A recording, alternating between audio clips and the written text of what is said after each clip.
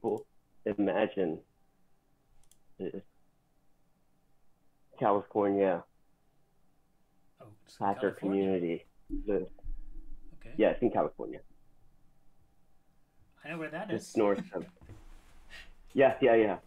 It's so it's in the wine country, and it's on a farm that produces wine. Hmm. And yeah, well, I'll send you some pictures. It's a remarkable show. 90 people in a barn next to the horses, Wow. and yeah, it's crazy. So, how long was it? 2 days, 2 days. Saturday and Right. Sunday, and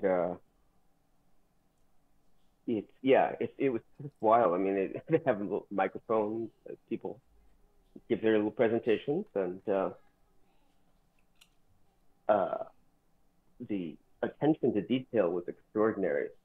They even handed out little paper fans, those little folding fans, Japanese style folding fans, because it was very, very hot, Ah, and they wanted to make sure that it was safe for people to wear, for people to not use a mask. So they had machines sampling the air quality and fans distributed to move the air so that it was essentially analogous to being outside in the open. nice. Yeah, I Yeah, guess it you was can do really, that if it's hot outside. yeah, exactly. So,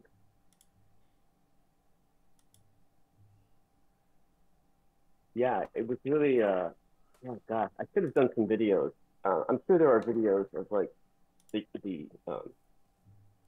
the overall the area, but I'll send you some pictures. It's very hard to describe because it's kind of it's just such a rural experience, and at the same time, you know, hyper modern. Hmm, interesting. I will be organizing a Yeah. 1 day conference Oh called yeah. Python Pizza, probably even later this year. Oh, fantastic. Sure. In Czech Republic. Yeah, yeah. Oh, really? So that format is all day of lightning talks, which is really fun. Oh, nice. That's great.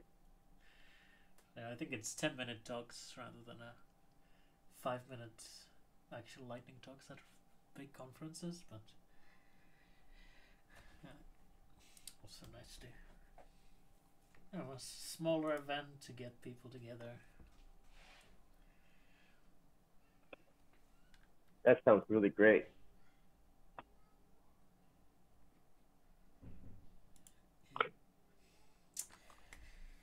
Right. So, do you have any questions today or stuff we should look at? Oh, no, nothing special. All right. I don't think. I think we can just pick up where we left off, I suppose. So let's look at what's left to do with this tool that we left uh, a week ago. I think we wrapped up the removing the look aheads, or at least the Yeah. positive look aheads. I don't know if there are any Mhm. negative look aheads we should look at. Um, Let's see, how would I we. don't. So I guess the easiest way is to uh, replace this negative look ahead with empty and see how the diff will work.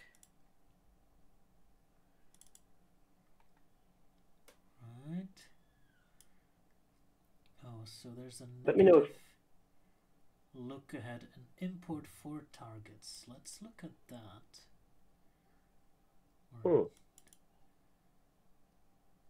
Let me delta know if you can put. hear me eating, and I'll mute myself.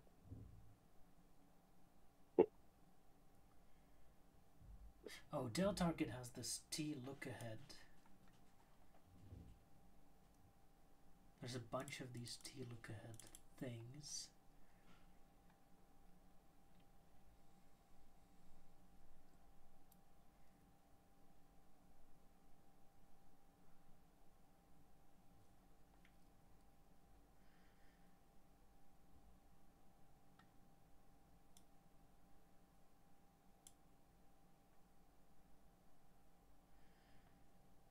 Yeah, I guess we need to do something similar for negative look aheads that we did for the positive ones.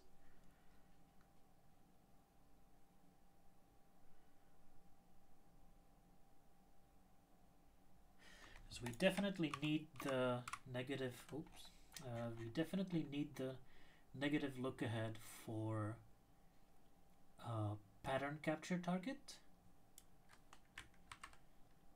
Pattern capture target. Okay. So let's see how that looks in the documentation. I guess that would be in compound statements. Pattern capture target. Here it is. This is the old, and this is the new. I hope no. This is the new without look aheads, and this is what's currently there. I think. Yeah, pattern capture target. So this is for the match statement where it says this should be a name, but it shouldn't be a single underscore, because a single underscore is a wildcard pattern, so it's incompatible. So this negative look ahead definitely needs to be there, and I'm pretty sure some of the other negative look aheads are again just for optimizations, although I don't know how to be sure. So let me bring that negative look ahead back, and maybe do some magic with it. But I just remember to check if we didn't have any to-dos from last time. No, we don't.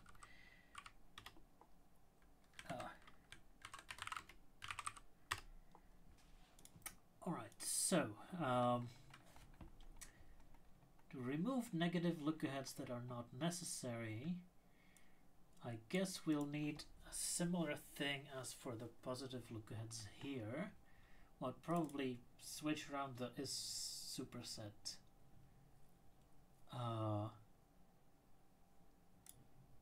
Somehow. Does that make sense? Do you remember this chunk of code? Yes, actually, yes, I do. Right.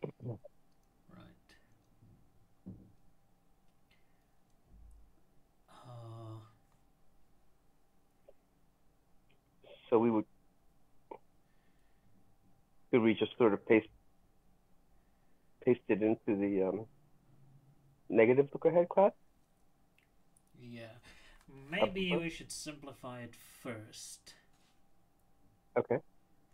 So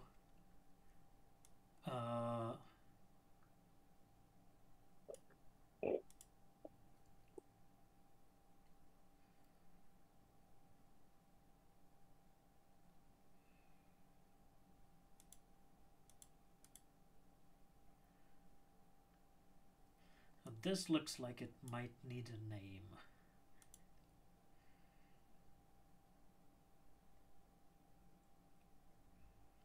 Like tokens itself.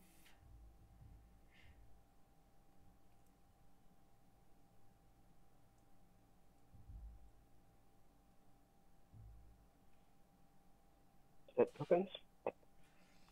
Yeah, so what we're looking for, so we're only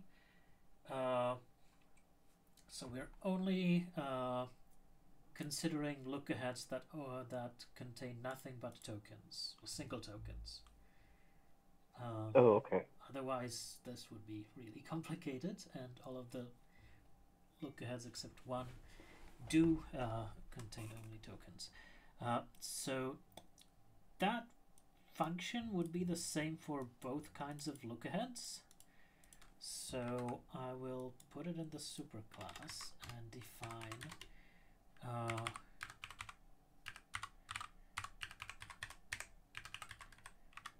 function or method like this. Return the tokens contained in this lookahead.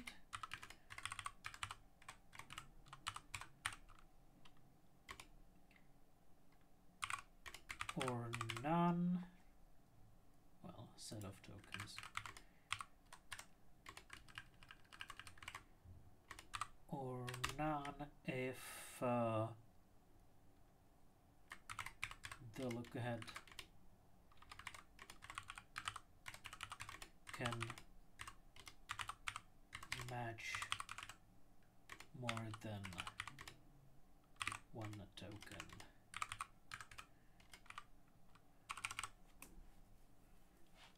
That makes sense? Nice. It does, yeah.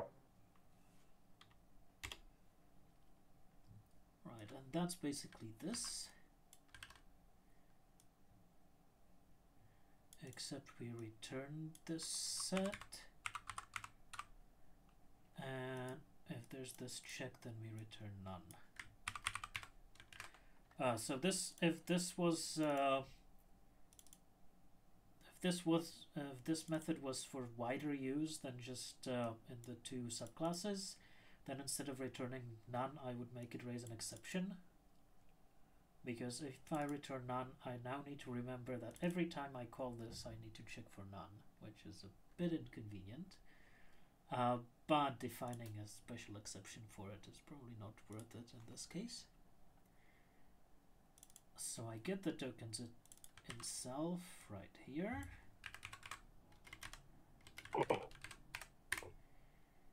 And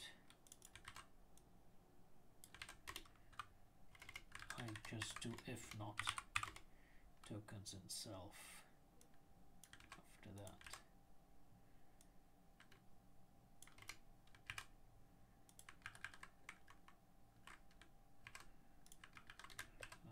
This comment goes here.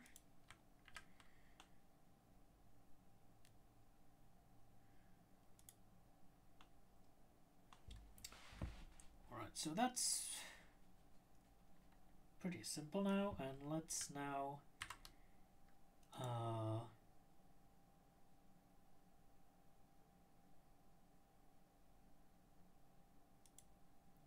actually I can simplify it even more. I can say if tokens in self, then do this, and if that doesn't return early, then it falls back to this return. And now we need to think about lookaheads, negative lookaheads. So we have the follow set, which is the set of all tokens that can follow this negative lookahead. And then we have tokens in self, which is all the tokens in this negative lookahead that the negative lookahead is looking for, and the negative lookahead will fail if it finds any of the tokens in self, right?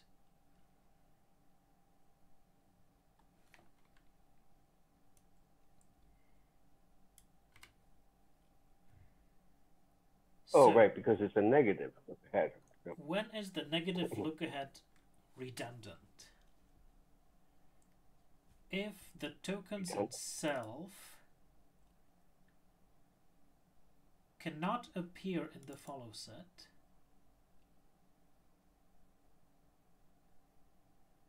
Oh, okay, sure. so something like this.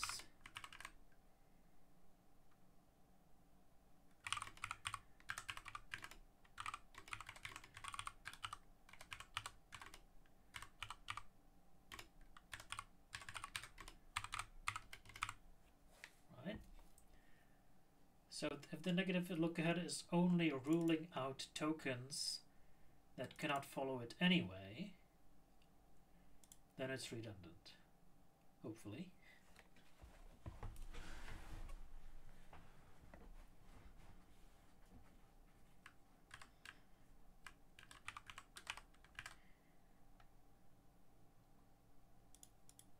Does that make sense? Yeah, although I guess I wonder if that actually happens in the grammar. Yeah, I wonder too.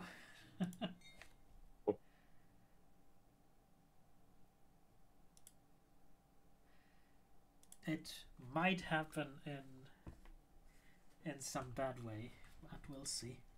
For now, we have this error here. Gather object has no attribute get possible start tokens.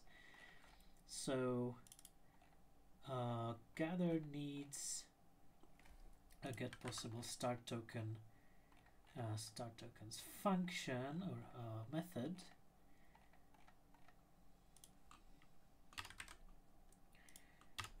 Which I guess would go like this. So gather is one or more items separated by the separator. So the result here would be the possible start tokens from the item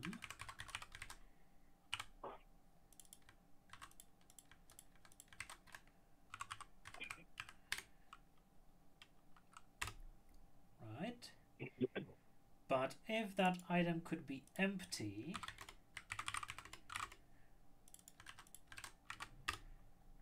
then we remove the none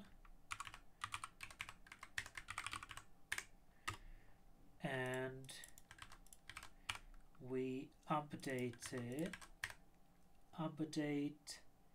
result with whatever the separator can contain, or the separator can start with. Does that make sense? Oh, yeah, okay. Now, if both of those can be empty, then this will contain the none, so the none will get in here. So that's fine. If the item cannot be empty, then we cannot start with anything in the separator. So this should be the way to do it.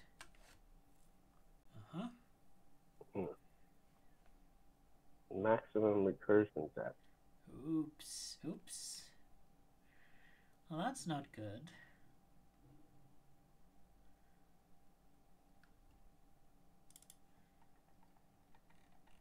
It's mutual recursion too. It's always a fun error to get, isn't it? So it looks like alternates between lines 4, 6, 8, which is get possible start tokens for a sequence. 7. And 7 for 2, which is for a non-terminal. Oh, okay. That's fun. Let's put a print in here.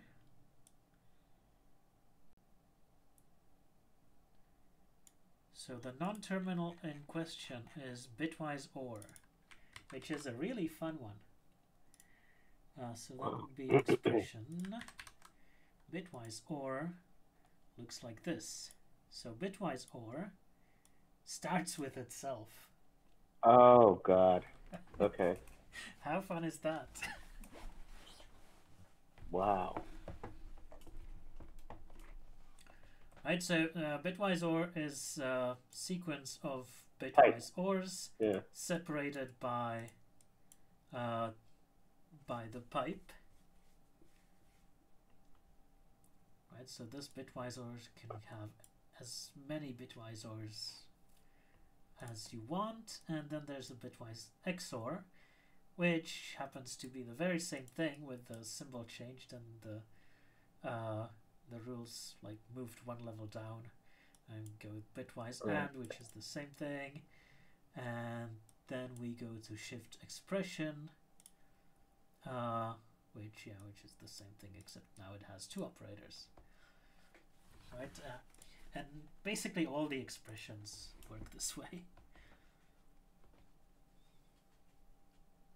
Oh, I see.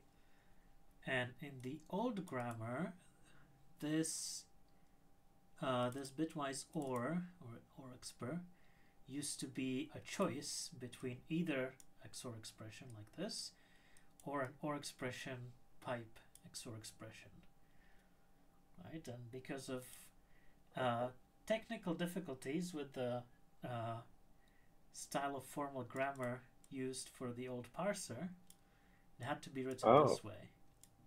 And now we can just do this. The mighty PEG grammar can handle this. Now we can get into trouble. Recursion. Yeah, but because we can now handle left recursive grammars, we get recursion errors in the tooling that handles them. That's nice. So what do? We get possible start tokens.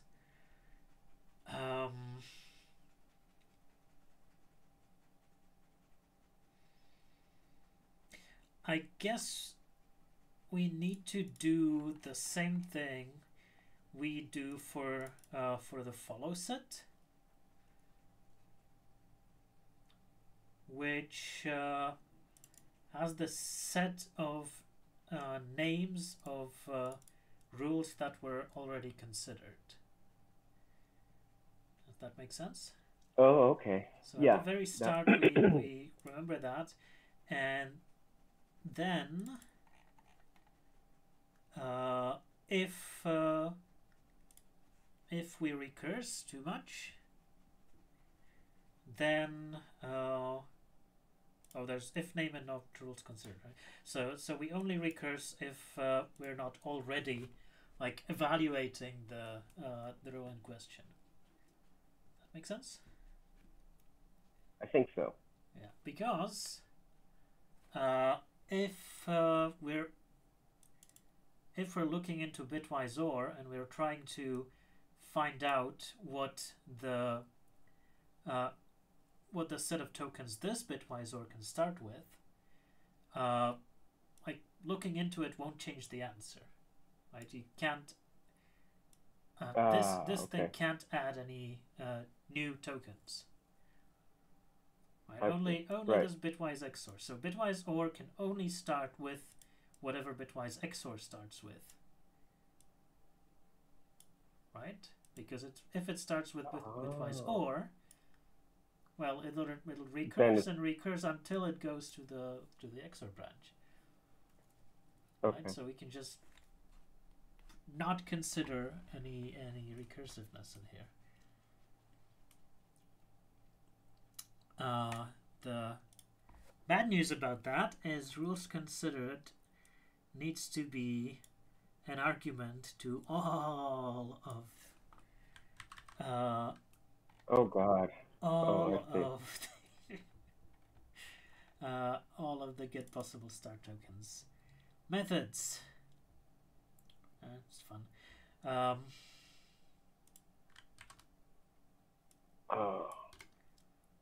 Yeah. Maybe we need some kind of context for these.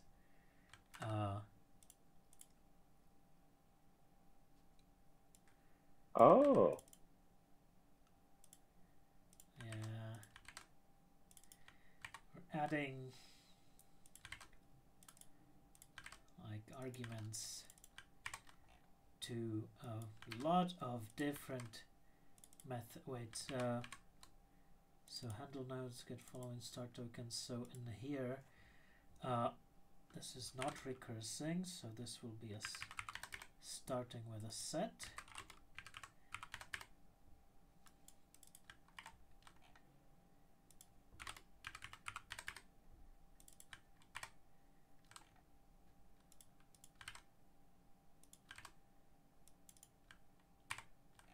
Right, and course, we do this.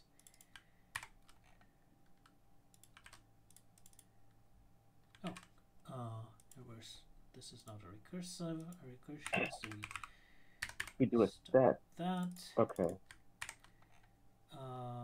This does recurse. This recurses. This does not. So I start with the empty thing. And yeah, I think I've been adding arguments to all methods of with a single name for a while too much. No, for too many times. So this will need a refactor later if I remember that. So what's the problem here? Get follow set of. Oh, we need to start here with just a set. So when we put set in place of the second argument, it simply takes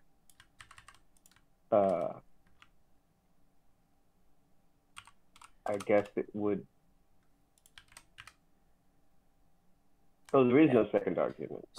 So right now, this set that we pass in is just passed to all of the methods, and it's never changed. And what we need to do now is to limit this recursion. Now, the important thing to note here is that the only way we can get a recursion is through these non-terminals. This references to other rules. Because if we have a sequence or a choice or whatever, whatever is in here is a tree. There's no recursion inside a rule. But when we reference another rule, that can lead to this recursion. Right?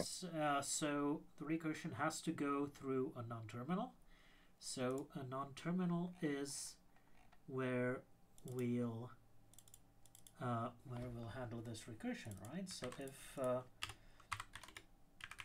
self.value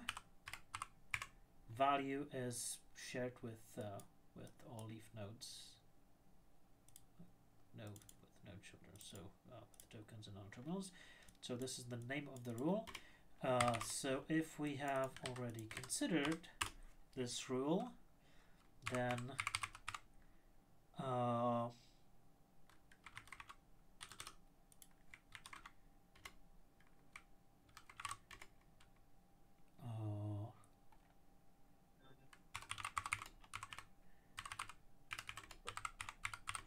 don't recurse into a rule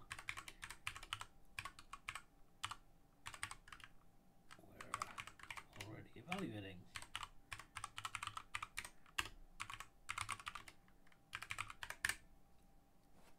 Right. And we modify this set to add self.value.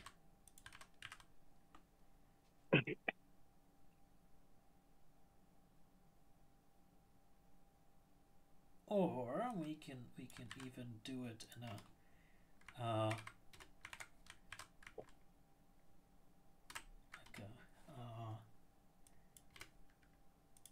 treat the set as immutable and just do this branch of the recursion with this rule name appended. That's probably better. Hopefully it'll help.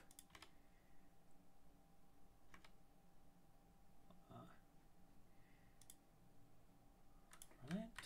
To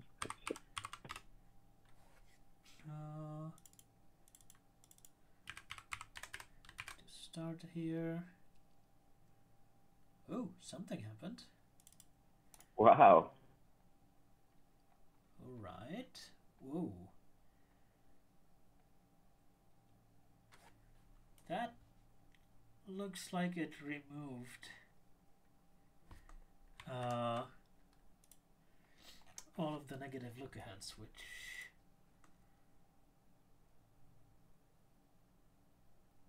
I don't think we wanted that to happen. Yeah.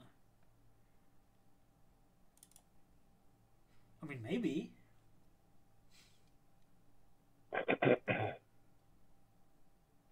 Well, probably not. because this is actually a problem because name is technically a token. Oh. And this token is in fact this a kind of a name, which is something we'll need to handle. Right. So there are two ways to write tokens. You can either two ways to write tokens in the grammar. You can either put it in quotes, Okay. and then the parser matches the string value of the token, or you can use the token name where the string value doesn't matter, right? The problem is underscore is a special case of name, and I don't think we have any kind of mapping where we would figure out what kind of token would this be for like symbols. So we'll need to think about that. Yeah, but here we're definitely removing all of the lookheads, which, at least in this case, as it's written, it shouldn't remove this, right? Because it should. Right, if it considers this and this different tokens altogether, then the look ahead is it's working. That part works. Then the look ahead is redundant. So let me put this in a to-do.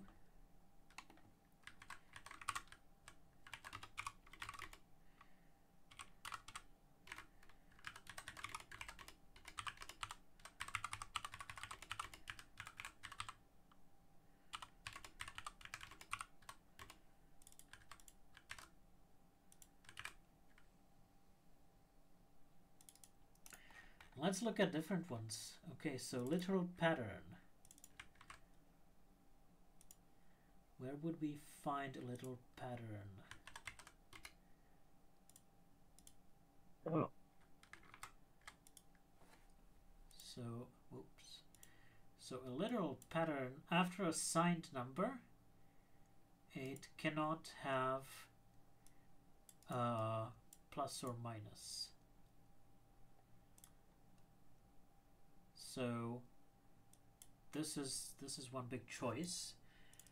So what can where does literal pattern appear? It appears in a closed pattern rule. That's probably the only place in the grammar it appears. And what's a closed pattern?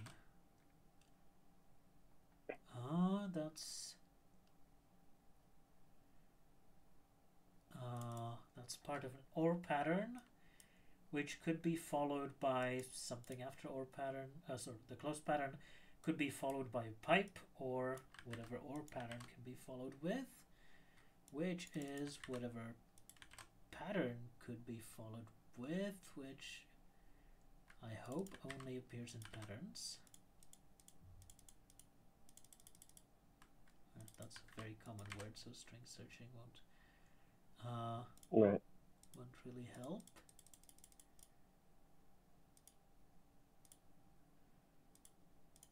Oh, it was in match. Oh, right, matches are patterns. Okay. Right, yeah, that's good. So it can be followed by a colon or by a guard, which is if. So yeah, this looks like it's redundant because literal pattern cannot be followed by one of these. The reason they are here is to let the parser know that, if it parsed a signed number and it sees a plus after it, it needs to skip this then case it's an operator. because it should go to a complex number, right? It shouldn't try to say, oh, this literal pattern can be a signed number, and this part is left afterwards. So the parser would go back to the case statement and see that that doesn't match because the pattern needs to be followed by a colon or something like that. Right, so it would I see. then need to backtrack and try the complex number here, and then it would succeed. Oh, okay. It's probably a little more complicated because I think if this would match, the parser wouldn't backtrack and just say that this literal pattern is this signed number.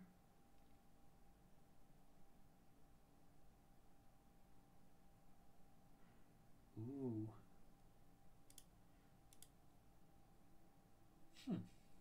That's... wow. I just want to find out how the parser works now. So what I'll do is I will take this, whatever it is, literal pattern. I will make an experiment here. I'll just remove this part. And see if my tests still work.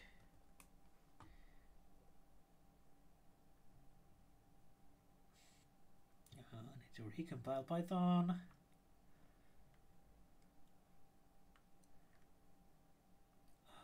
Wow. And run test syntax. Well, that worked. Might want to run all the tests. I saw an error about a shared library, but maybe that's oh yeah, so I compile Python with the shared library not linked in. Oh, okay. Which is an uncommon configuration that nevertheless needs to work. And it's what Fedora uses for the system installed stuff. But in that case, this library is installed in the default search location, so that always works. Okay. But since this is just a build somewhere in my home directory, I need to tell the dynamic linker that the library is in my build directory. And I need to do that for every terminal I open where I run the Python. And now I have this T shortcut, which is like a personal alias that runs make, and then it runs Python -m test with a bunch of options I use for testing. Okay. Wow, that's a lot of jobs. Yeah. I think we talked about what I do for testing earlier. Oh, maybe. I'm not sure I remember that part. Yeah, so I set 42 workers. So this Python test workers is not actually... so Python doesn't actually honor this. That's just a random name I use. Okay. And yeah, I pass -J42. Okay. I only have 20 cores on the machine though, which is what this CHRT does, which tells the kernel to run these in batch mode, which means it doesn't try to be fair to them. It just runs each process as long as that process wants to run, and it only changes threads if there's some I/O or something like that where the process would wait anyway. And that's pretty much the only way I can keep all of the cores busy, because a lot of the Python tests do waits and stuff like that. Which, we did talk about this. Yeah. The bad part about this is one test will fail because it assumes it's the scheduler policy for the kernel is the default one, which I'm changing obviously. So yeah, this still works anyway. The test ran in 2 Wow. minutes. That's nice. So the experiment worked, which means, yes, this look ahead is actually redundant. If you remove it, Python will still work. It'll just be slower. Right, so that's good. This one, yeah, we need to fix that. I'm not exactly sure how, but we'll need to fix that. Now, what about this one? This says value pattern is adder, and then it can't be followed by a dot. So let's look at where value pattern appears.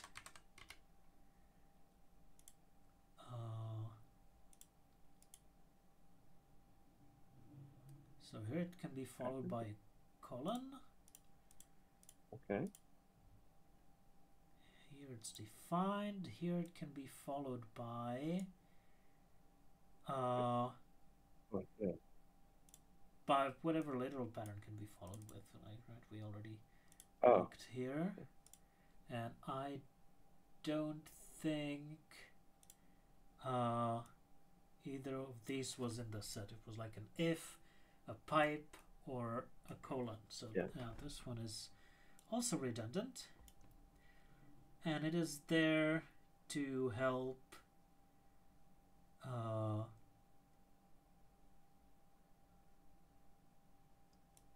the parser with this recursion here, right?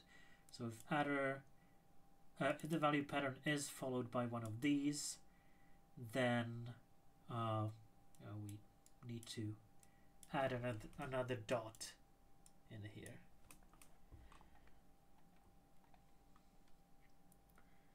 Right, then we have this little expression, which honestly looks very similar to this one.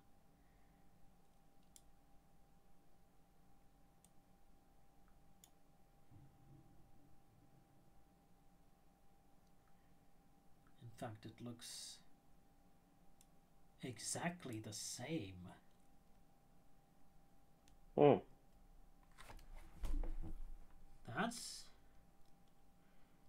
That's interesting. Maybe we should like do an alias. Something.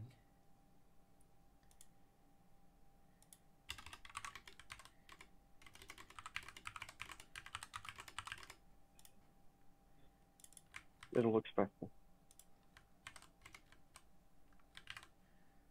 I want to look into that later. So let's look into that now. Yeah. So literal patterns are used for equality and identity constraints. And literal expressions are used to restrict permitted mapping pattern keys. And what is the difference in here? The difference is in the snippets of C code. So like in the values the parser produces for these nodes, which of course we ignore in the documentation. Right, so these need to do some kind of matching, and these are just the values themselves. So the grammar needs both of these definitions, even though they look exactly the same in the documentation. I wonder if there are more like that.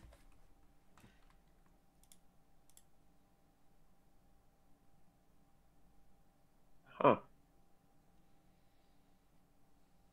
Anyway, that's interesting. The numbers, maybe. Well, they also have names, which is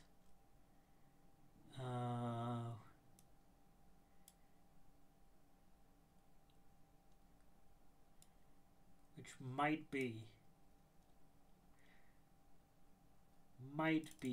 important in some cases. So maybe we should have some documentation or some configuration that says, you know, literal pattern and literal exper should be combined into one if they are the same thing. that's for later. Anyway, where does little expr appear? Little expr appears in this key value pattern where it's followed by a colon. So the look ahead is definitely redundant here.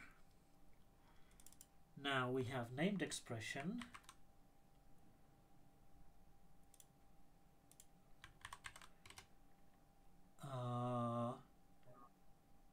Where does that appear? Start named expression where it's followed by a comma or a close paren or a slice, close paren, or a for. Yeah, and the slice can be followed by a comma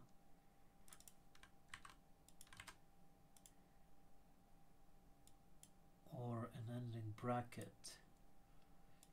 So I haven't seen any of these tokens here, so that looks redundant. And I would assume it's redundant in here as well.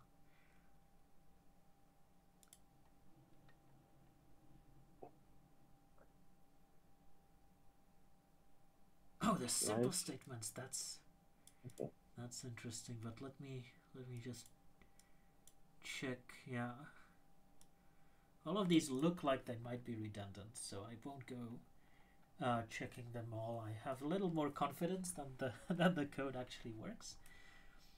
But this one is a significant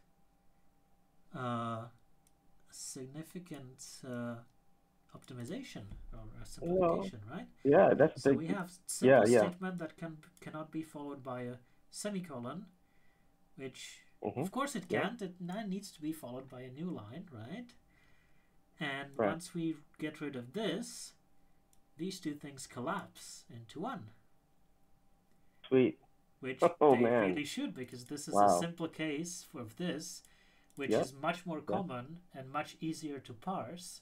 So it makes sense to put it first and tell the parser, try this first, and only if it doesn't work, then there are multiple Python statements separated by semicolons in a single line. Yeah, but for the documentation, we can simplify that. Very nice. Yeah. That makes me happy. Okay, assignment. What happened here?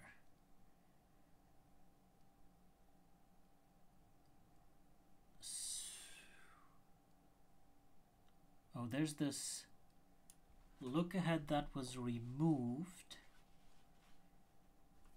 which caused something to collapse, I guess. So start targets or single target. Single target. Right. Yeah.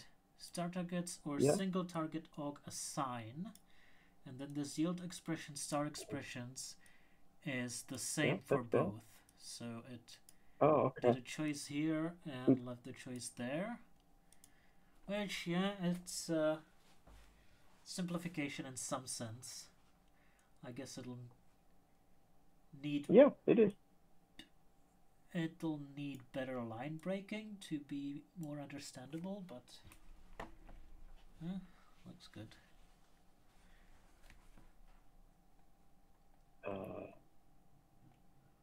Right, what's here now? Start target. This actually looks like the same thing as this simple statement here.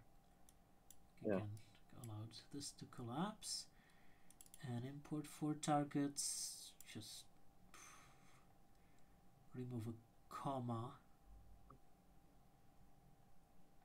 Right, that actually looks good. That's really sweet. Let me commit that. Of course, we needed to add all these arguments to get it to work. But that works. Oh, could you add my would you mind adding my co-author thing? I think we had that somewhere in the chat, right? Yeah, Yeah, I'll paste it. Already have it. I will dig it up.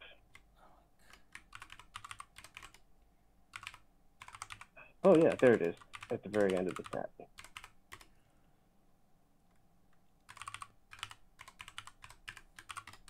Alright, so we have removed redundant negative lookaheads.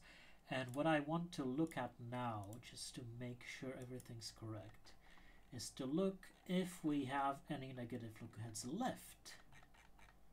So I'll just replace them all with nothing and look at the diff. Generate the diff.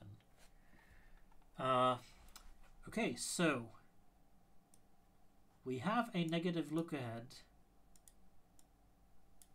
that is not redundant in star target.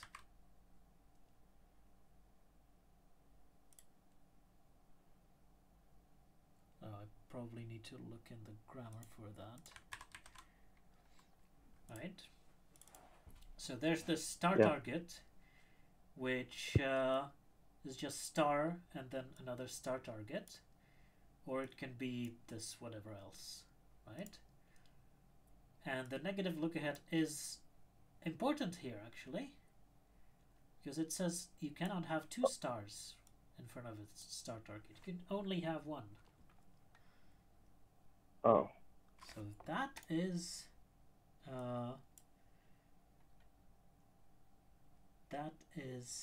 important. We do sometimes have two stars. Oh, is that different? It's a wild card when it's two stars. Yeah, right? it's this different, like like quark. It's unpacking. Unpacking, that's the word. Okay. What? Like this? What? Oh yeah. This way.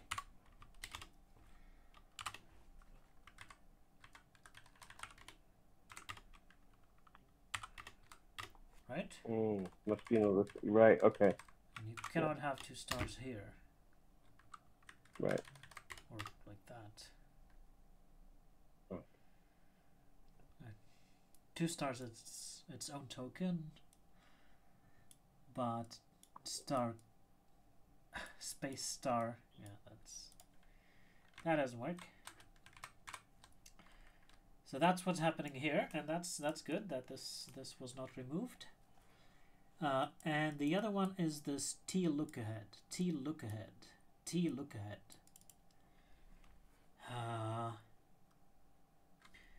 Let's see what T lookahead is.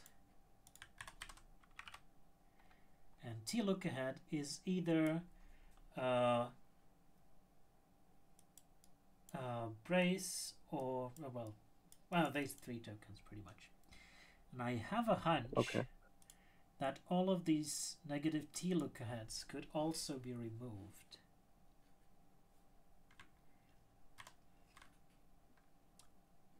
Do we even have that many? I mean, I guess it would be good to do. Well, there are 3. Oh yeah, I see them. Okay. Yeah. So it means exactly one negative lookahead in the whole grammar is actually significant, assuming you can remove all of those. Okay. Yes. Good to know. Right, so let me put in the negative lookaheads back. And then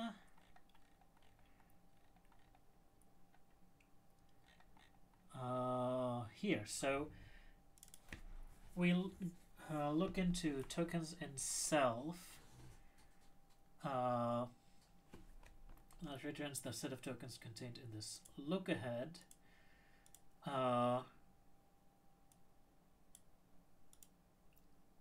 And that looks in the item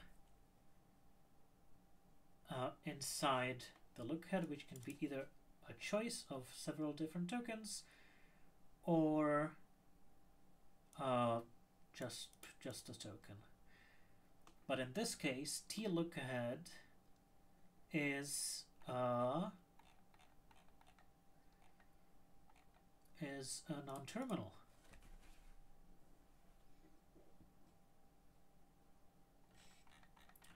So I think I want to expand that non-terminal.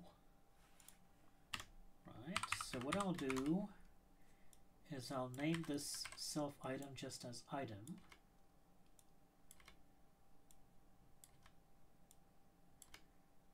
I'll get rid of this print now. And I'll say if this item is a non-terminal, then I set item to that non-terminal's well, the rule that the non-terminal is referring to, right? Which means I need to get the rules into this function, and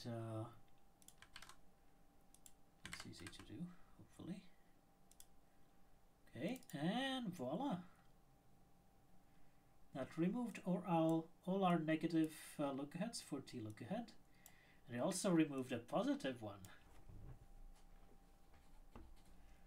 because now we know that this T lookahead is part of this.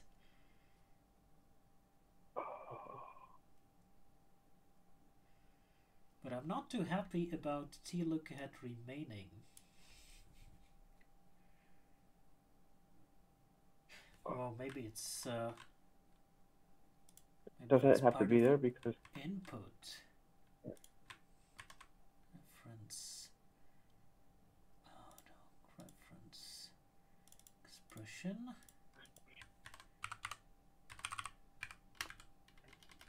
Yeah, so here we said we want to document T lookahead, which we don't. Right. Oh. And it's gone. Now we didn't get an error, which means T lookahead is now not documented anywhere, which means no other rule needs it, which means we removed it. Like, it was only used in lookaheads and only in ones that are redundant, so we don't need to. Oh, I see. So we don't. Yeah. Okay. That makes me happy too. Wow.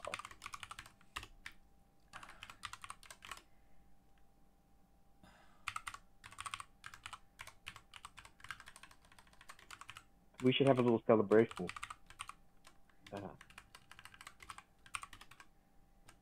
Yeah, you can get those with Discord Nitro.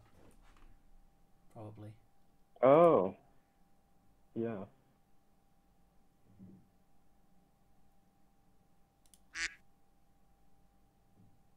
Oh, that's nice. Is that a sound emoji or something? Yeah, this Discord has these quack. Quack? Okay. Cricket. Oh yeah, yeah. There you go. That's what we need. That's not enthusiastic enough. Oh, well, that's going. Oh, that's a good sound emoji for the choice of sound emojis you can get for free. Oh, okay. Yeah. Yeah. Well. Right. Oh, I see them down here. Yeah. So yeah, this makes me pretty happy. Of course, this could generalize. Right, we could add tokens in self method to all of the tokens and make that recursive as well. Because right now it's basically special case for non-terminals and choices. And if those were, for example, nested, it wouldn't work well. But maybe we don't need to go all the way.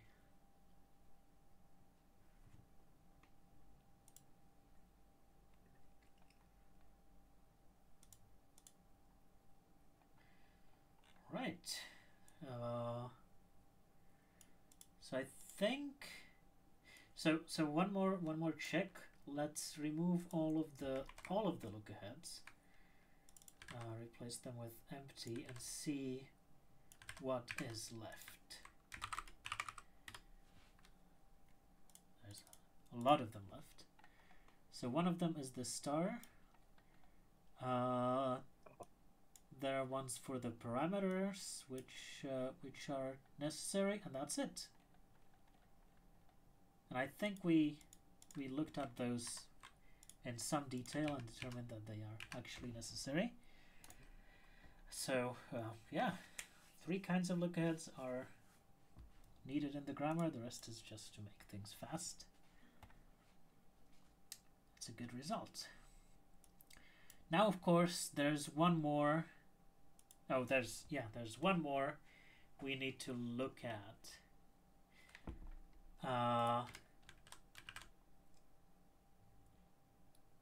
Oh, the underscore.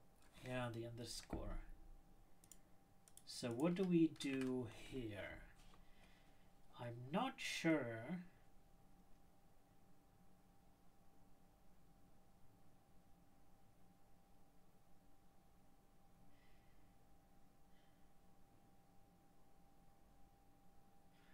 I'm not sure how to solve this.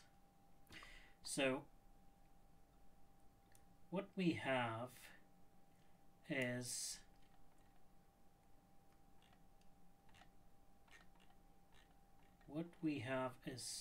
two sets of tokens, and we need superset and subset operations on them.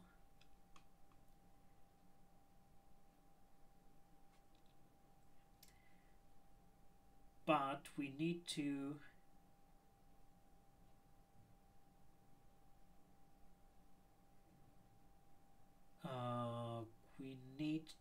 somehow take into account that if you have a token like a kind of token, it can contain, like, it can be a set, it can contain or it can match several different other tokens.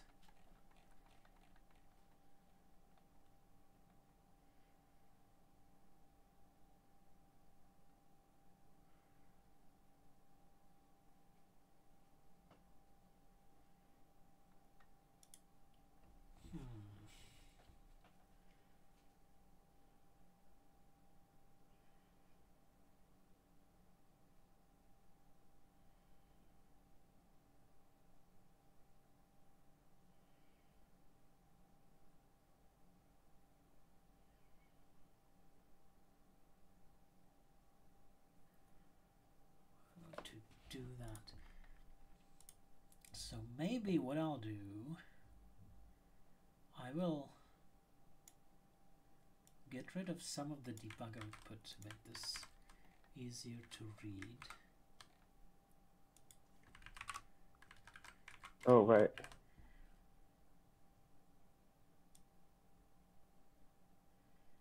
Starting to be a bit worried about performance because it's taking a lot of time with all the recursion.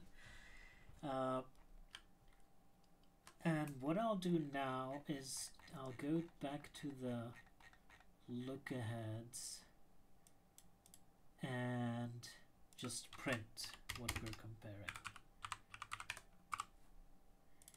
We're comparing is superset with tokens in self and follow set, just to get an idea of what kind of operations we're doing here.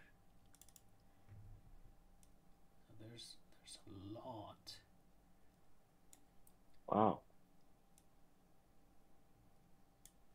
So we're comparing. Right. So usually the first set just has one entry, and here it does. It has a bunch more.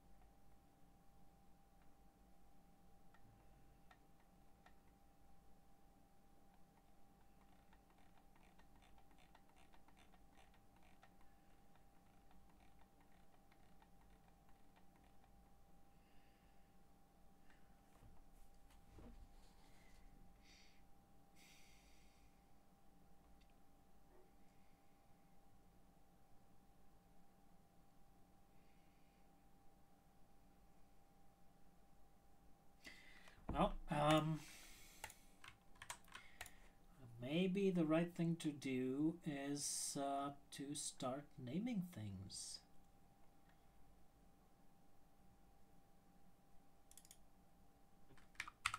Oh, do you mean to make them faster? So Or just to make a make them more class named distinct? token set. Yeah. Okay. Yeah. So like expression statements. So this is a set of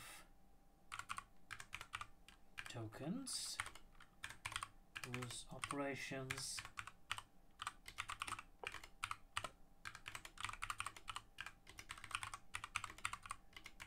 take into account that name includes underscore. Includes. Cool. Okay.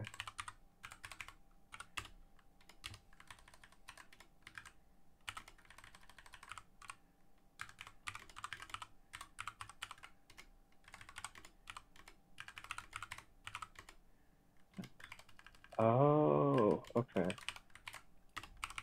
Right? Yeah. Okay, so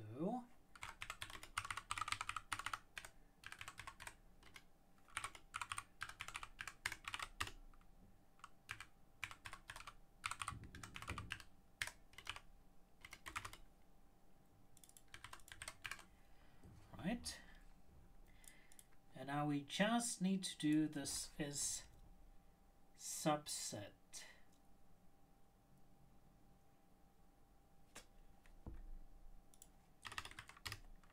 Oh, that would be the same?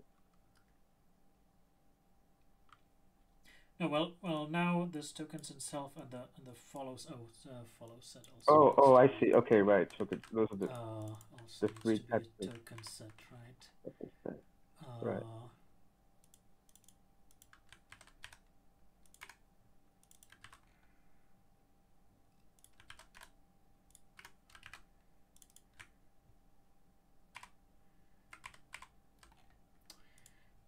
And yeah, now I need to define this as subset because it's I just see. not Okay. just a simple subset operation.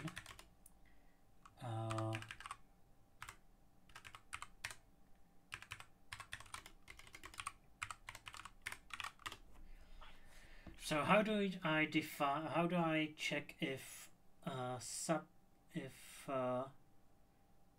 one set is a subset of another? That means each element of self needs to appear in other, right? Each. Right. Exactly.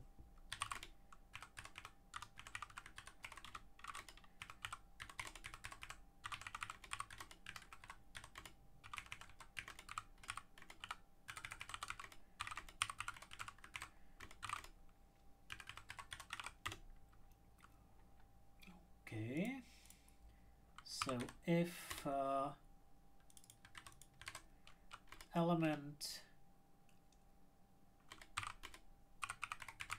is in other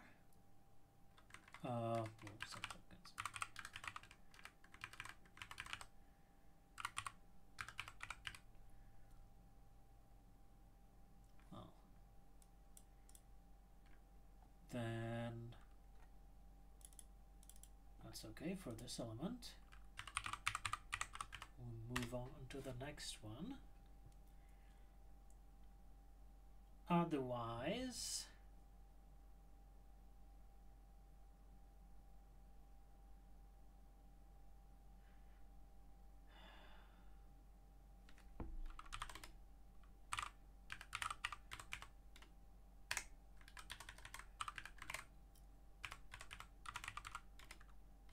if this is let's say literal token, how do you name the tokens that are just that match exact strings? Maybe literal token is Good. Yeah, I think so. So if it is a literal token, then we need to compare it with all the other tokens Mm. and see if it's, or maybe we can get its kind.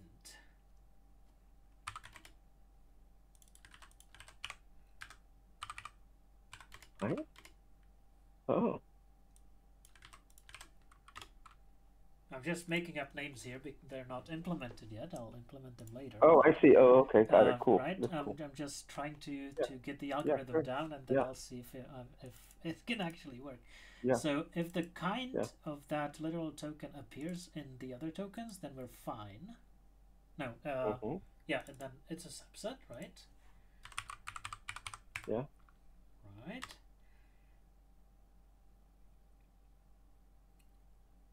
Otherwise, it's not a subset, right? It doesn't appear Right. exactly in the other, and the kind does not appear there. Return Like false. that. Okay. Otherwise, if it's not a literal token, that means it's itself like a kind of token, like the name or operator or something like that. And so technically that's a set of tokens, and that would need to appear in this other directly, right? So here we return false. Does that make sense? Yes. Right, so this can be simplified, and if we go through all of the elements and we didn't return false, then we return true.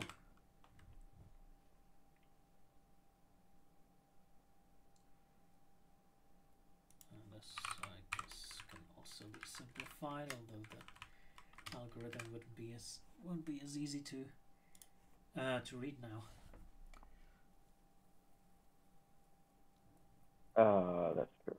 Yeah, that's bad. Right.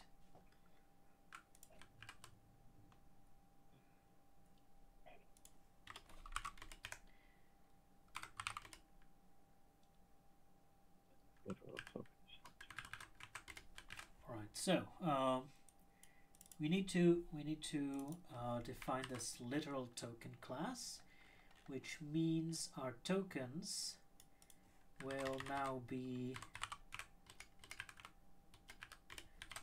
a literal token. So I'll rename this base token. Yeah. Oh, okay, because cool. we want to look at all the uses of token in the entire program and see if we want to use literal token or the other one instead. Okay. So we'll have literal tokens, and we'll have what should we call the Symbolic token. symbolic? Okay.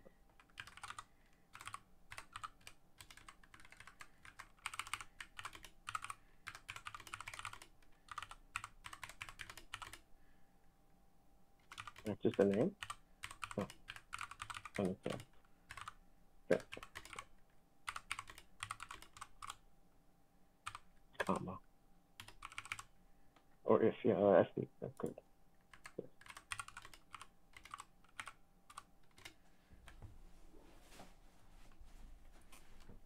Space.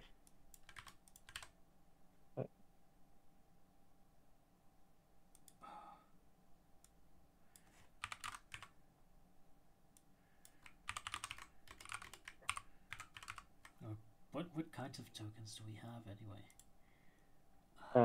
Names, null, that, new line. New line. There's a lot of type comment. Yeah, I guess name or number. Yeah. End marker. Yeah.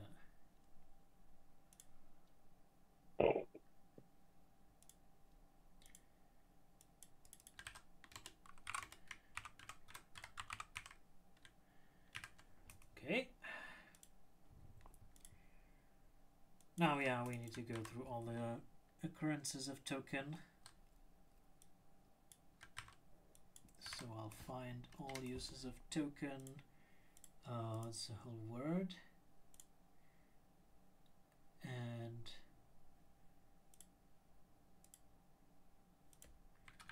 capitalized like that. So for is instance, we want base token. For convert grammar node, we need to look at what's inside. So if the value starts with either one quote or the other quote, and then we return the literal. Otherwise, I would assert that the value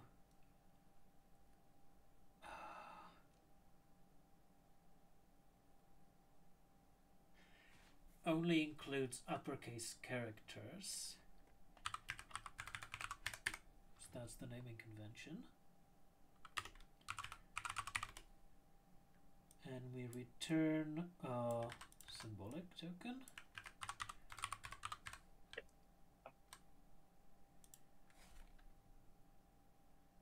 Oh, there's name leaf and string leaf.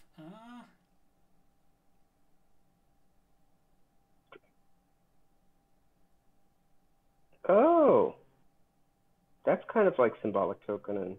Oh, I already have the is upper here. So yeah, there's symbolic. So yeah, is upper. We only do symbolic here. And string leaf is the literal one. Literal token. Oh, okay. That's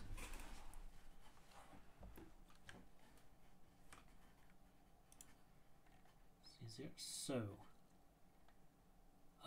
get rule follow set for gather. So for matching we can use the base always, and that's it. We didn't have a lot of oh, kind. We forgot to implement kind. yeah, we didn't have a lot of needs a lot of uses of token, but yeah, we don't have kind implemented, and literal token needs to have its kind. So we go to line 846. Oh, that's just where it appeared.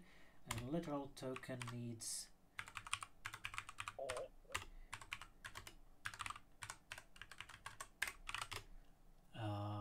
to know its kind. So how do we compute what kind it is? You mean whether it's string or literal? I mean whether it's whether it's a string or a number. String or symbolic. I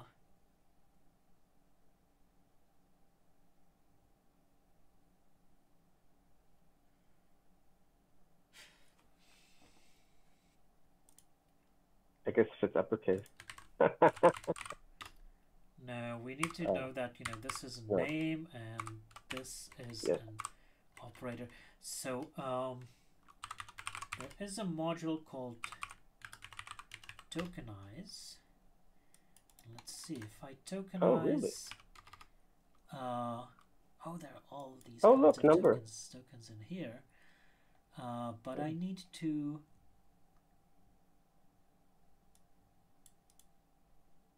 I'd probably need to look at the documentation. Which ones of these are public API? Oh, I see. So, tokenize. How do you use tokenize? We use tokenize with a readline function.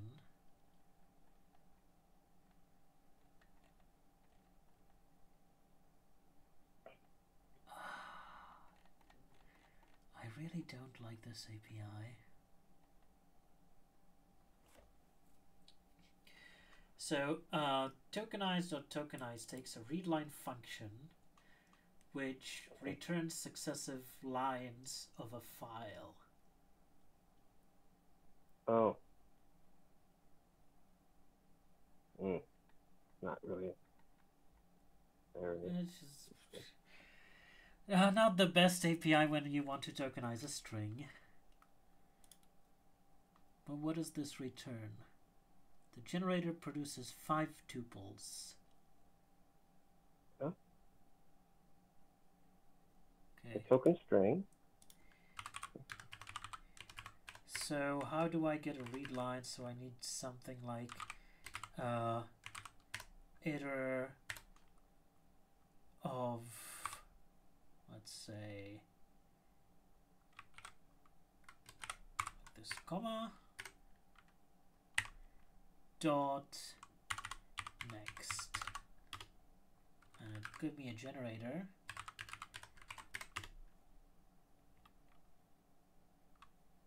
Oh.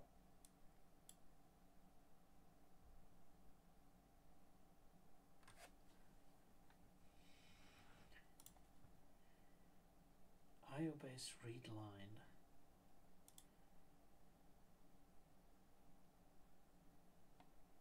Oh, generate tokens takes the Unicode string.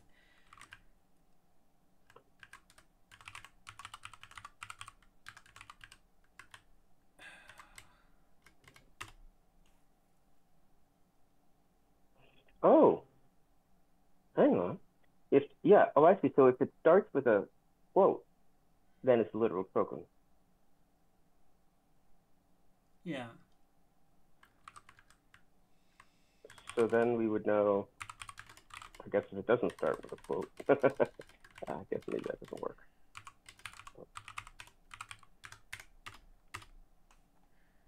Okay, so if I tokenize this readline function, I get an operator, which is great. That's the comma. Then I get a new line, and then I get an end marker. Oh, that's cool. I mean, that API is really bad for my use case, but it works. Yeah, it is. And yeah. Is there something in the maybe in the string library? No. No. So this is specifically for Python tokens, right? So if Python adds a new token type, Yeah. this will get updated. I see. Right? Okay. If I do something like check Okay. if it's ASCII punctuation or whatever, then it won't really work. I see. Right. Whereas this knows the difference between operators and that. Right. The API is horrible. Token. That's great. But that's. How about tokenize.name? There's a tokenize.name. It's uppercase. Yeah, that's the kind of token. That's like if I instead of a comma tokenize hello, then yeah, I'll get a name token with hello in it. Okay. I see. Okay. That's what that means. Yeah. It's a symbol, not a literal. So what I'm getting here, token new line and end.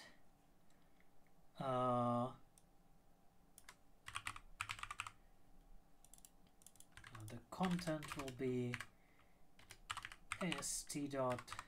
The content will be self dot value, but removing the quotes on either side. So the first character of this value will be one of the two quotes.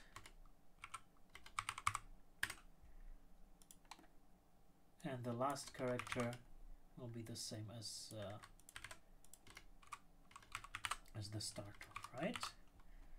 Because the value of a literal token is enclosed in quotes. In quotes. Yeah.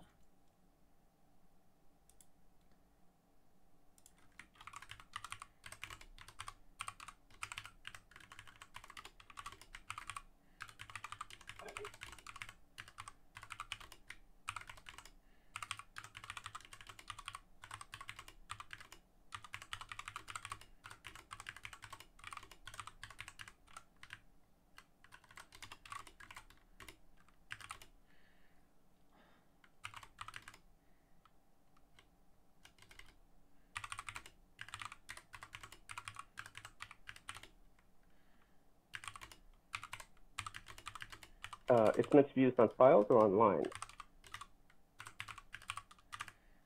You're supposed to pass it an open files read line function. Oh, I see. Read line method. Okay.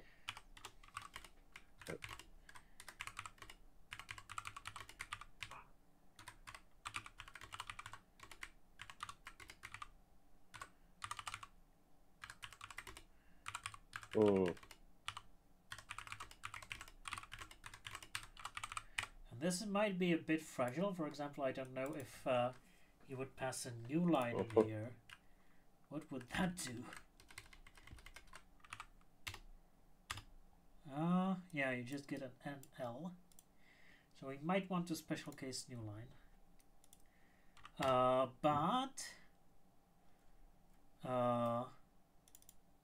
This token foo has a type,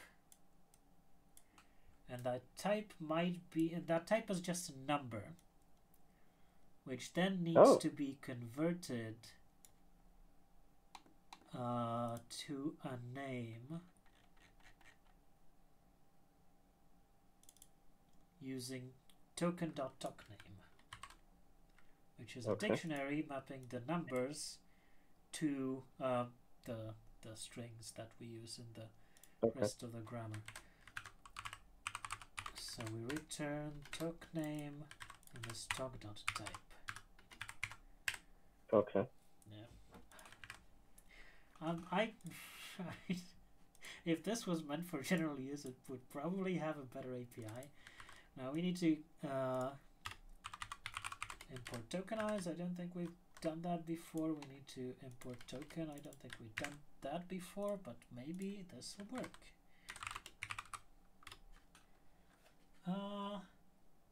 Yes, it did. We just need to now implement is superset. Oh, neat. I'm not sure if that worked yet. Maybe we can just add a dummy in here and see how these things work. So if we take self tokens and just call the plain old is superset on the other tokens, it'll do what it did before. Not self. Oh, it's a list. Needs to be a set.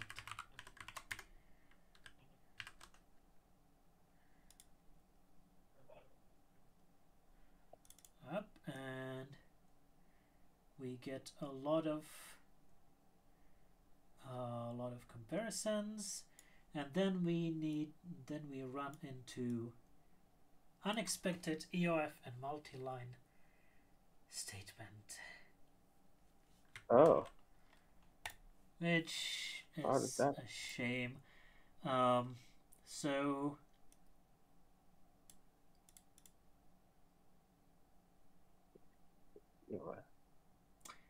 yeah, so I'll put this in a try.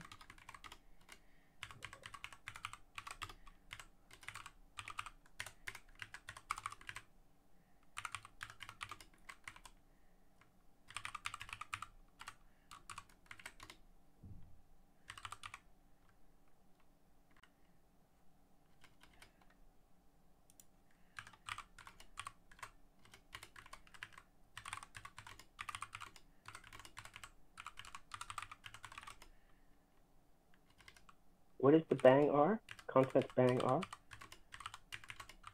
So in an F string, the bang tells Python what to do with this variable, and bang R means Okay. take the repr, not don't convert it to string using str, but use repr. Okay.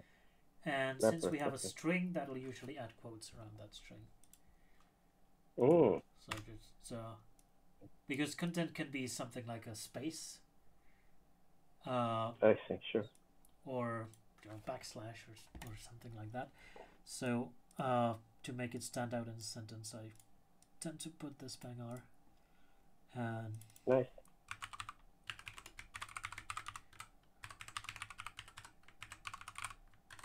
And this would be a not implemented error.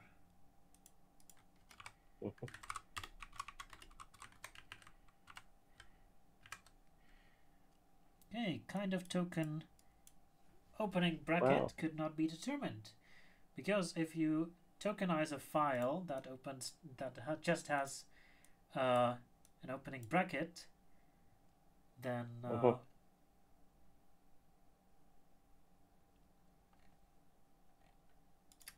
then we have a problem. Maybe we could just take the first thing from this. It probably would return that, but no. Let's special cases.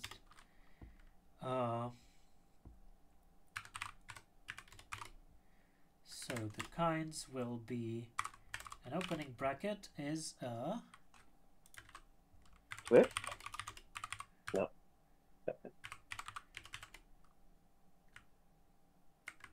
So if I echo like some opening brackets to tokenize, I see that it's an op. Oh, that one's. Oh wow, that is clever.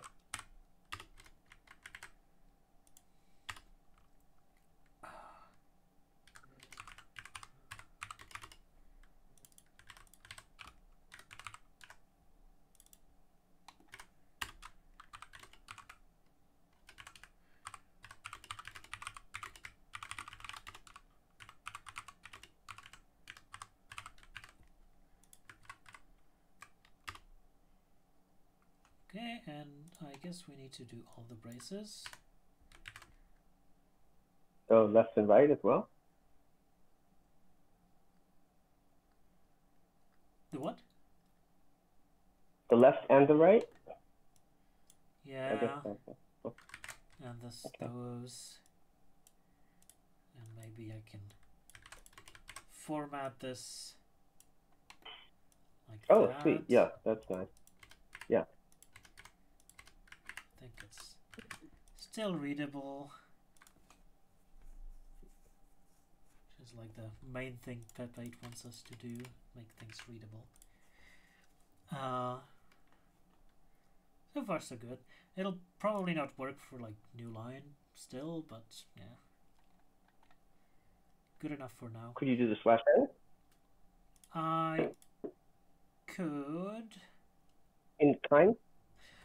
So the problem with /n is that it doesn't correspond to a single token type. Oh, I see. Right.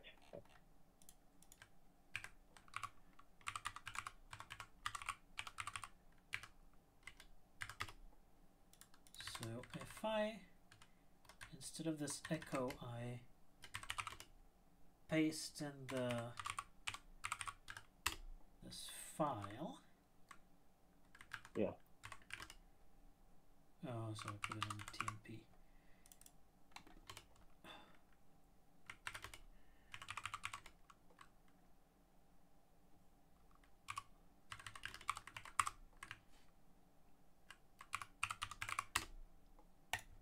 Okay.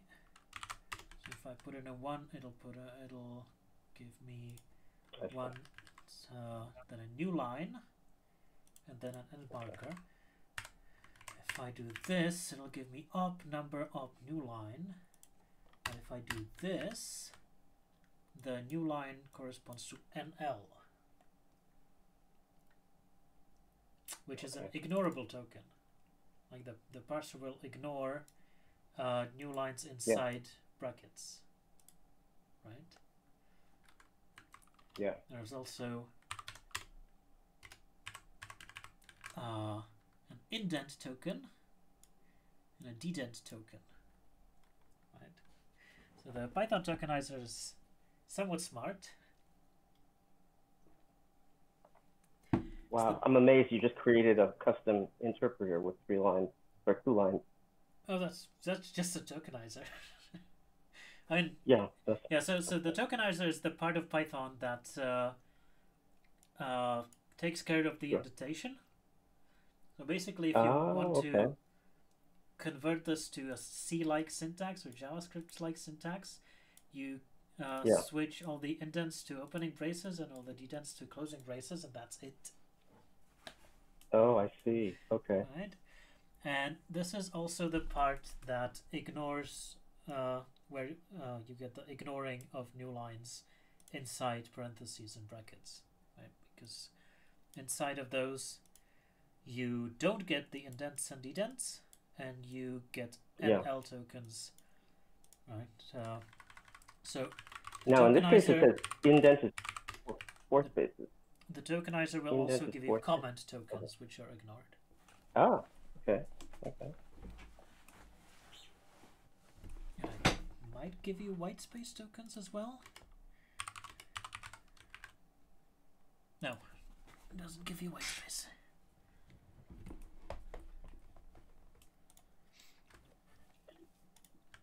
So 4 spaces is an indent. Oh, anything's an indent. Does that mean any number of spaces is an indent? Oh, I see. Okay. It needs to be more than the previous indent. Right. So here we have a 2-space indent. Here we have a big indent. But then if I return somewhere that doesn't match a previous indent, here I get a syntax error. Okay. Which isn't an actual syntax error exception at this point. Or maybe it is. Maybe this. Oh, this is probably just with the -m tooling reports. You probably get an exception. Yeah. So this better be used at valid Python syntax. Right. All right. So we go back to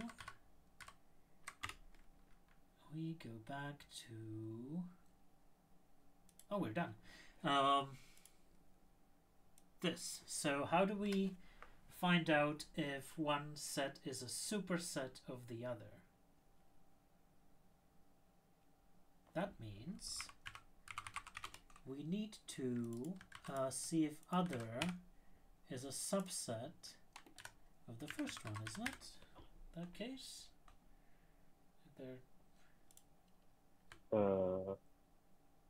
Yes. Yeah, they're symmetric. Now the problem is this didn't solve our problem. Are those all of our new lines? Yeah, this doesn't solve our problem of Okay, so what do we want here?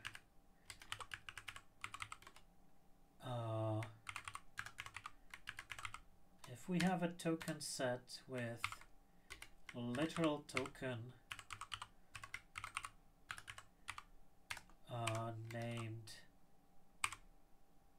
underscore, that needs to be a subset of a token set with a symbolic token called name, right? And that's not true. Right.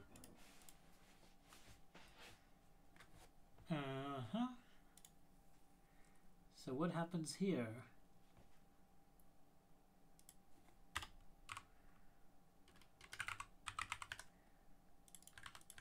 Do we even get into this little token? Yes, we do. And what's the kind? Oh, the kind is name, and we're looking at other tokens. Right, and the other tokens, there are no strings in there. There are just symbolic tokens. Symbolic token instances in there. Oh. Yeah. So we can't put.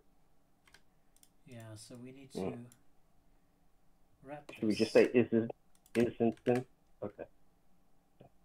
And voila! Problem Wow. solved. It only took half an hour. Wow, that's amazing. Okay.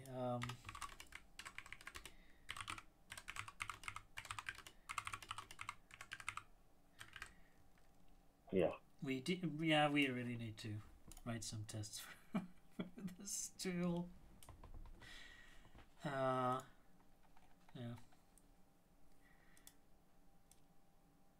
I mean, if you have a bit of time, you can write some tests for it. So that was this to do. I'll give it a shot. Yeah. We have some debug prints that need to be removed, and those were in here.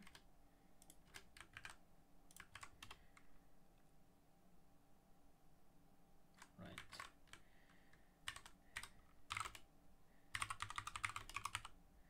So what was changed? Two different kinds of tokens. Token set with a special methods. I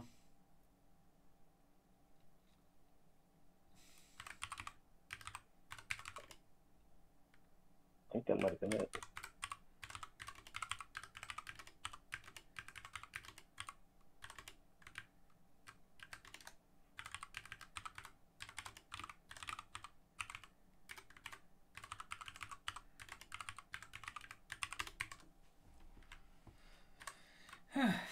I'm not sure if people will like the complexity of this. It's 1,000 lines of code now, and we didn't even get to the diagrams. Well, if we have tests, then they can refactor. Yeah. Probably needs to be its own tool. Right, so what do we do here? So the next to do for the next 10 minutes is we notice that literal pattern is the same as literal expr. So I would be interested in listing all the cases where two rules are the same. Right? So let me hook into somewhere in this program, like here. Right? I can just put an exit in here, make it fail.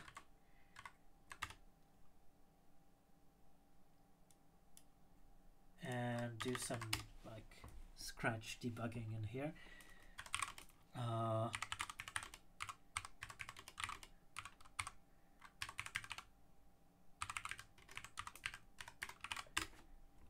that.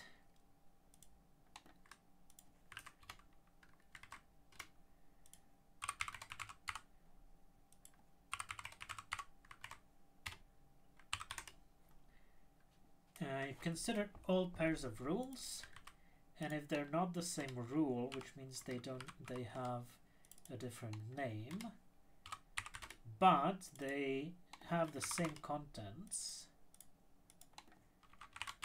then I say that this rule is the same as that rule.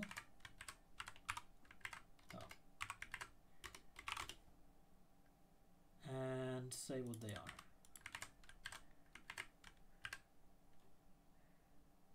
Oh, wow. Okay. So there's a bunch of invalid ones. Let me filter those out.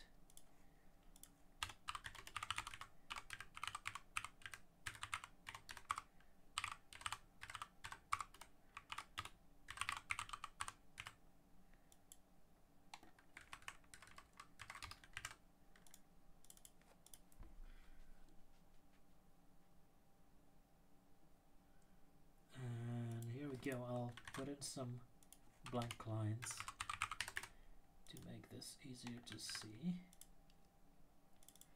Okay, so literal pattern is the same as literal expr, which we found before. Literal expr is obviously the same as literal pattern. And now expression is the same as expression without invalid. And I think we get rid of expression without valid somewhere. Okay, so there's just one case in the entire grammar where two rules are the same. It's probably not worth worrying about that much. Okay. Just see literal pattern.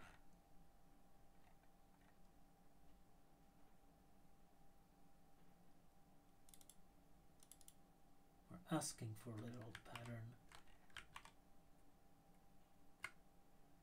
Yeah, it appears in several places. So it can't really be inlined.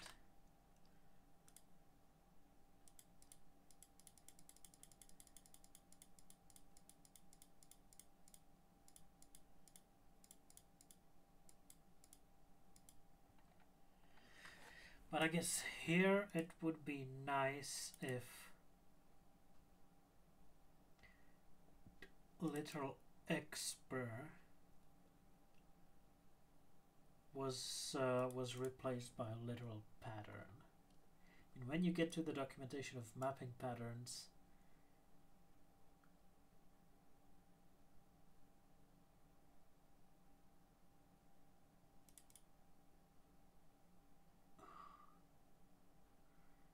yeah, it would be good to see literal pattern there. Let's do that. Let's say in the tool that literal expert should be changed to literal pattern. Does that make sense? Yeah, yeah. Okay. So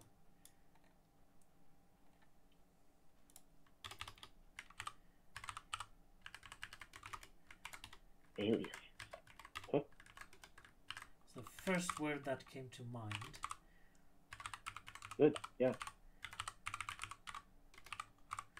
Or synonyms. Rules. What would you say? Oh, synonyms. That's synonyms. That's not.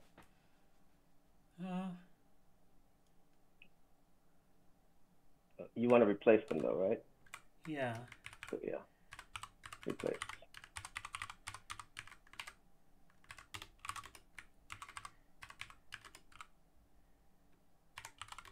Rules that I, yeah.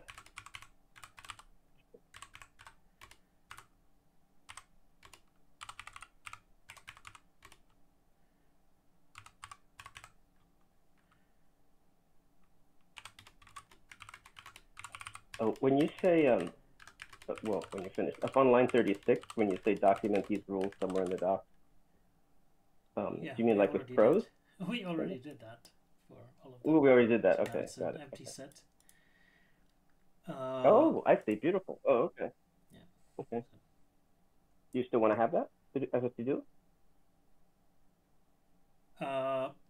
So if I want to send this in one pull request, I wouldn't need that. But I want I to see. split it and probably send the like the top level ones first, which means I'll need to Okay. put all these simple statement, compound statement, all of that back into this I thing. see. Future top level words. Oh, Yeah. okay.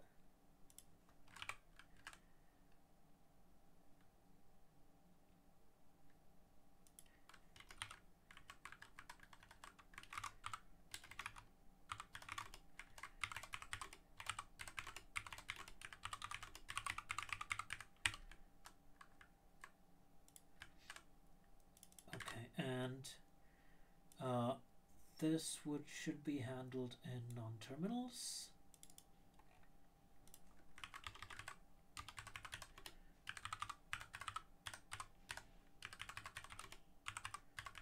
Now, what does simplify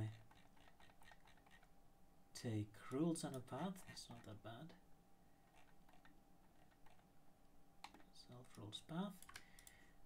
So if self dot value is in these replaced synonyms,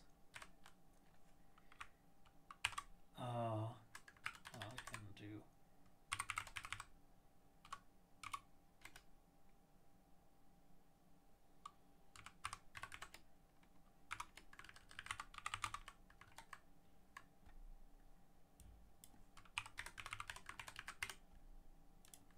more rows here. Then on the self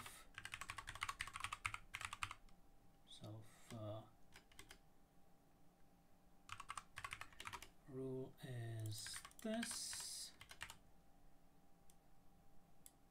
And did I just do Python wrong? This. Yeah, this is the dictionary, and this is the value I'm getting. This is the key I'm getting from it. Rule name, and if these are equivalent, then we return a non-terminal with the other rule name. Otherwise, we return the superclass implementation of simplify.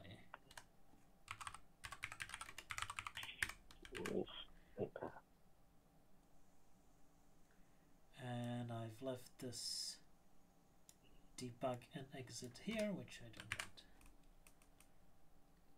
Right, so what happened here? Key value pattern, the literal expert got replaced by literal pattern, and that probably means I can remove this literal pattern from the things I'm asking the tool to document.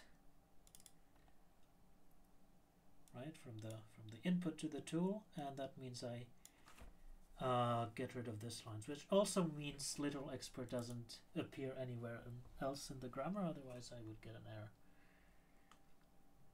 So that was simplification. Oh, that's awesome. Yeah.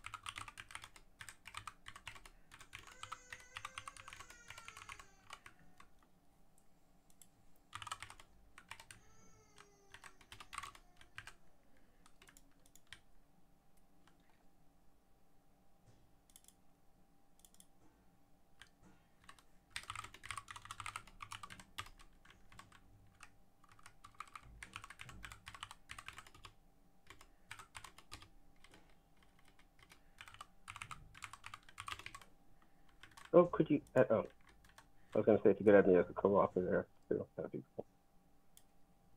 Well, there's still this to do. To also remove. So yeah, I can add you.